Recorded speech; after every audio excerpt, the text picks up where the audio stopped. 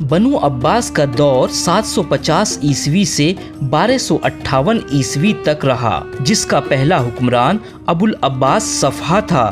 یہ حکومت تقریباً 500 سال تک قائم رہی۔ اس دور میں فتوحات اور سلطنت کا دائرہ تو بڑھا ہی، اس کے ساتھ تہذیبی، علمی اور ادبی میدان میں بھی خوب ترقی حاصل ہوئی۔ دراصل اسلامی حکومت کے شروعاتی دور میں تعلیم زبانی طور پر دی جاتی تھی۔ بنو امیہ کے آخری دور میں کتابوں کے لکھنے کا کام شروع ہو چکا تھا، لیکن عباسی دور میں یہ کام پورے زور شور سے ہوا۔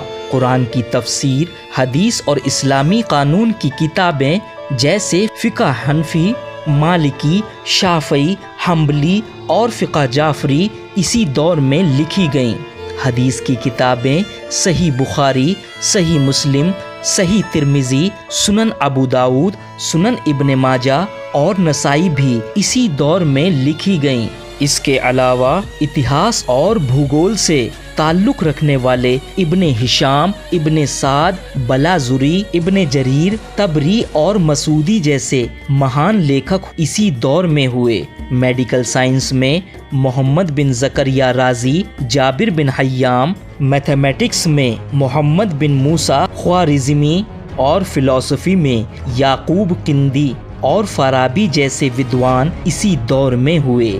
یہ صرف کچھ نام ہیں، اس کے علاوہ اور بہت سے ودوان عباسی دور میں گزرے ہیں، جس کی مثال دنیا کے اتہاس میں نہیں ملتی۔ عباسی سلطنت میں ترک، پٹھان، سندھی، ایرانی، کرد، عرب، مصری، بربر، اندلوسی، رومی اور ہندوستانی یعنی انگنت قومیں رہتی تھیں۔ ان تمام قوموں کے میل جول سے ایک نئی سبھیتا نے جنم لیا، جو اپنے وقت کی سب سے بہترین اور وکست سبھیتا تھی۔ اس دور میں بہت سارے شہر جیسے بغداد، کوفہ، بصرہ، فسطاط، دمشق، رے، نیشاپور، ہرات، بخارا، خوارزم اور سمرقند جیسے شہر انترراشٹریہ بازار کے سینٹر بن گئے تھے، جن کا تجارتی رشتہ روس، چین، بھارت، افریقہ اور مصر سے لے کر مراکش تک قائم تھا۔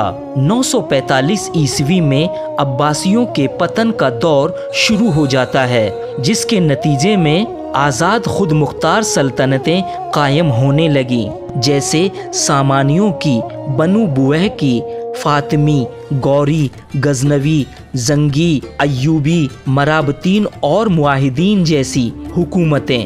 یہ حکومتیں عباسی خلیفہ کو تسلیم تو کرتی تھیں، لیکن اس کا حکم نہیں چلتا تھا۔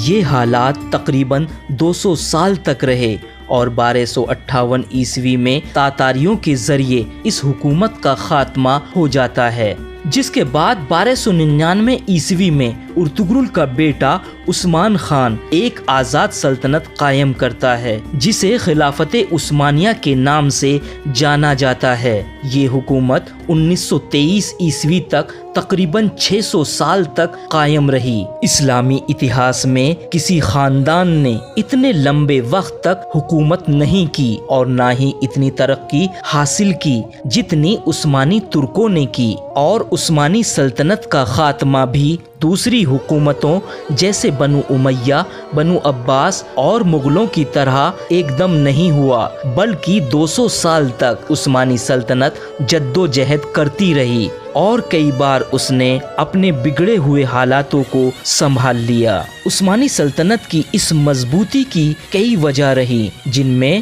ایک تو یہ کہ یہ حکومت باقی حکومتوں کے مقابلے میں زیادہ قانون پر آدھارت تھی۔ اس کے علاوہ بادشاہ کے صلاح مشورے کے لیے ایک باب عالی نام کی سنستھا قائم تھی، جس میں قابل لوگوں کو رکھا گیا تھا اور انہی کے مشوروں سے سلطنت کے کاموں کو انجام دیا جاتا تھا۔ بادشاہ اپنی منمانی نہیں کر سکتا تھا۔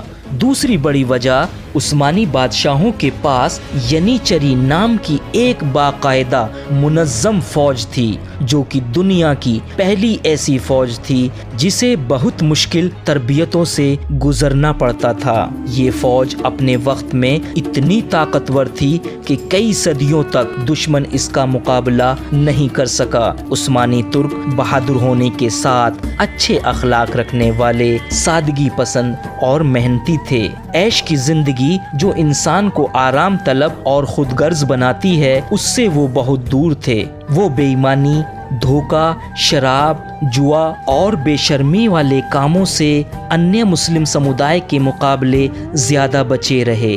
عثمانی ترکوں کی ان خوبیوں کو مسلم اور غیر مسلم سبھی اتہاسک کاروں نے کھلے عام تسلیم کیا ہے۔